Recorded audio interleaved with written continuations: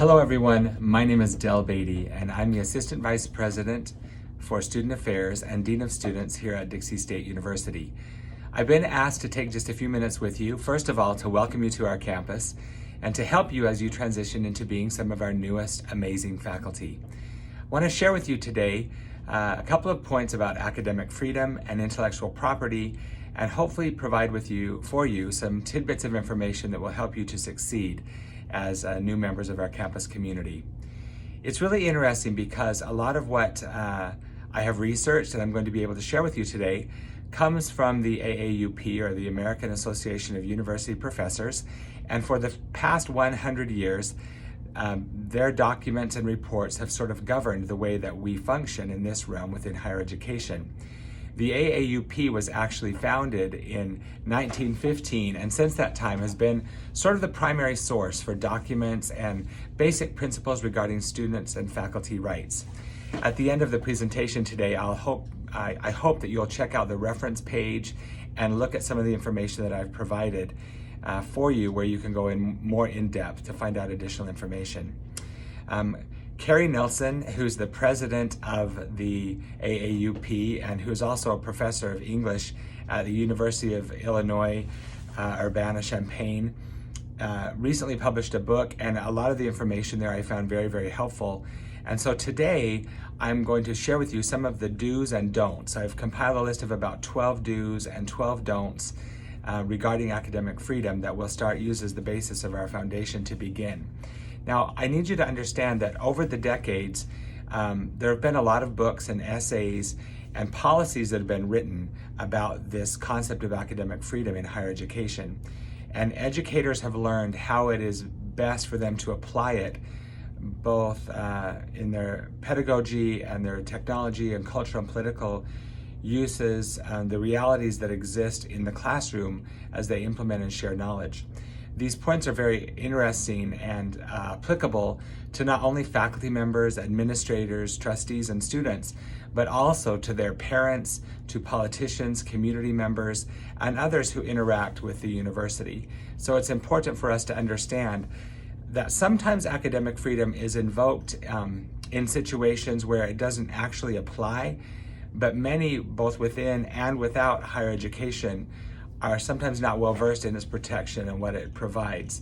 So let's start with some of the do's of higher education, okay? First of all, let's understand, what does academic freedom do? Well, first of all, number one, academic freedom means that both the faculty members and the students can engage in intellectual debate and discussion without having to fear any kind of retaliation or censorship. So that's the first one. The second point is that academic freedom allows a faculty member's right to remain true to either his or her philosophy and their intellectual commitment, but it also provides for them the integrity in the intellectual and educational system that will then serve the better good. Number three of the things that it does is academic freedom in the educational setting means that both faculty members and students can make comparisons. They can contrast subjects that are being taught in a class against the basic human knowledge of history and what they understand. Also, academic freedom gives students and faculty the right to comfortably express their views in the classroom. They can do this in sharing verbal comments, in writing, through electronic mediums, both on and off campus. They're able to share those insights. And the nice thing is like I pointed out earlier, they can do this without any kind of fear of being sanctioned or any kind of manner of expression that would impair their right or the rights of others to demonstrate what they personally think. And they don't have to, especially for faculty members, that those who might demonstrate that they're professionally ignorant or incompetent or dishonest with regard to the discipline in the field of expertise, it allows the faculty member to then clarify and share his or her knowledge so that we can continue to instruct students in an effective way. The fifth point of what it does is academic freedom gives students and faculty the right to study and do research on topics that they choose and to draw certain conclusions based on their own research. though it doesn't necessarily prevent others from also doing the same thing or possibly viewing their work as invaluable or valuable. They can draw their own conclusions. The next thing, the sixth point of what it does, is academic freedom means that the political, religious, and philosophical beliefs of a politician or an administrator at a college or university and members of the public can't necessarily be imposed on students or faculty. And that's been a big issue across our nation in recent years. Because we've seen demonstrations and hear stories of instances where institutions are trying to push their own philosophical views on students. The seventh thing that academic freedom does is give faculty members and students the right to seek redress or to request a hearing if they believe that their rights have been violated. And I know that as a dean of students, I've worked in higher education now for almost 30 years, and as a dean of students, I see that. And sometimes students do feel that those have been violated, and even faculty members, and they have that right. The eighth point is that the academic freedom protects the faculty members and the students from any kind of retaliation from disagreeing with administrative policies or proposal. The ninth point is that it gives faculty members and students the right to challenge each other's views and to not penalize them for having those views. The 10th point would be that academic freedom protects a faculty member's authority to assign grades to students, so long as the grades are not capricious or punitive in any way. And more broadly, that academic freedom can encompass both the individual and institutional rights to maintain certain academic standards that are unique to the course or to the institution. The 11th point, academic freedom gives the faculty members substantial latitude in deciding how they want to teach the course for which they're responsible. And then academic freedom also guarantees that serious charges against a faculty member will be heard before a committee of his or her peers and not just automatically assumed by an administrator. So those are the main 12 points of what academic freedom does. Now, moving on though, there are equally 12 things that what academic freedom doesn't do. They're more brief and pretty succinct, but I think will be helpful to you as you continue to transition to being a new faculty member on our campus. First of all, academic freedom does not mean that a faculty member can harass or threaten or intimidate, ridicule or impose their own statements or beliefs onto a particular individual. The second point is academic freedom does not deny a faculty member the right to require students to master the course materials and the fundamentals of the discipline that the faculty member is trying to teach or use in the class. The third point, it does not, neither academic freedom nor tenure will protect an incompetent instructor from losing his or her job. So academic freedom in turn then does not grant an unqualified guarantee of lifetime employment. So we still, as faculty members, have to be competent in what we're teaching. The fourth thing is academic freedom does not protect faculty members from colleague or student challenges. And that's what we talked about earlier about what it does. It does allow them to disagree, so it doesn't protect us from having the beliefs challenged. The fifth thing is academic freedom does not protect faculty members from non-university penalties if they were to break the law.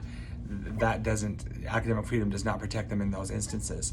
Also, academic freedom does not give students or faculty the right to ignore the college or university regulations and policies, protocols, and procedures, though it does give faculty and students the right to criticize the regulations and to challenge those policies and procedures if they seem unfair. The seventh point of the 12 that it does not do is academic freedom does not protect students or faculty from disciplinary action, but it does require that they receive due process and fair treatment in the way that any kind of sanctions would be placed upon them. The eighth thing, academic freedom does not protect faculty members from those sanctions. So if there's professional misconduct, sanctions will require clear proof that they have violated it, but they are granted due process, but it doesn't protect them from being sanctioned.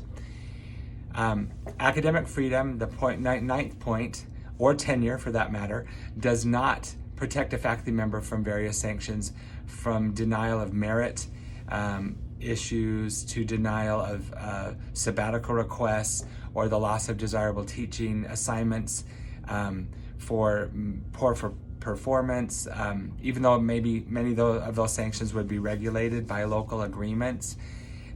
If their minor sanctions are grievable, they're just minor. If they're major, they might be perceived as inappropriate, but we would still be granted a hearing. But again, academic freedom does not prevent us from having those hearings or sanctions placed on us. The 10th point, neither academic freedom nor tenure will protect a faculty member who repeatedly does not attend class or who refuses to teach the classes on the subject matter that has been assigned to them by their department chair or dean. So as a new faculty member on our campus, make sure that you're staying in close contact with those administrators, those faculty members, department heads and deans that are supervising you, and making sure that you understand, because academic freedom does not allow you to not teach the class. The 11th point, though briefly interrupting an invited speaker may be compatible with academic freedom, actually preventing a talk or a performance from continuing is not protected under academic freedom, again, because everyone has those rights. And there have been a lot of hotly contested issues that I'm sure you can research and find just in recent years where speakers have been banned from campuses because of content. And the 12th thing is academic freedom does not protect a faculty member from investigations into allegations of scientific misconduct or any kind of violations of sound policies. So you have to be really careful. Again, regarding distance learning or practices and products, according to the Work Made for Hire doctrine of the Copyright Act, the creators of artistic and literary works are not automatically or legally granted ownership of that work. So if you produce something while you're here on our campus, sort of through de facto customs, and the courts have sort of said that